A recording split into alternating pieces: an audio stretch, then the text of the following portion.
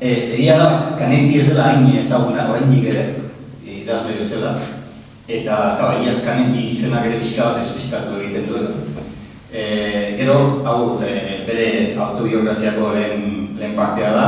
Alde hortatik nahi uste generoaren aldetik ere uste dut interesgarria dela, horrelako lanak ere Euskarara ekartzea, uste dut ez du horrelako lan gehiegi Euskaraz ere. Eta, horra baita ere Canetti pixkat Euskarara ekartzen du eta Canetti pixkat ezagutzeko aukera da.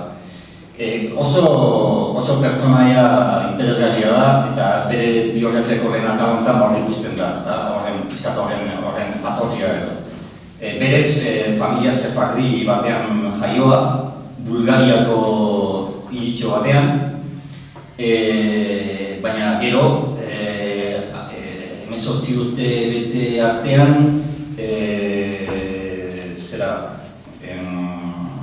Londresetik pasatua, Zuritzetik pasatua, Binatik pasatua, eta gero 18 urte beteta, Alemaniara, gero berriro ere Austriara buelta, gero 20 piko urte Londresen, eta gero azken urteak berriro ere Suitzan egindakoa, ezta?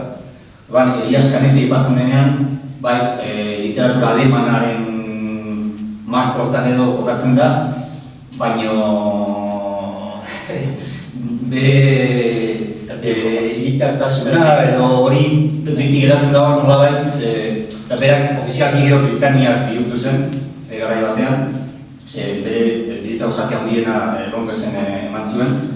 Eta gero, judua izan da jatorriz, nahiz eta bera agnostiko izan, egontzan erlijiotitzaion batean interesatzen, baina kulturaz sefardia zen, eta hizkuntza gaztelania zaharra mantendu zuen.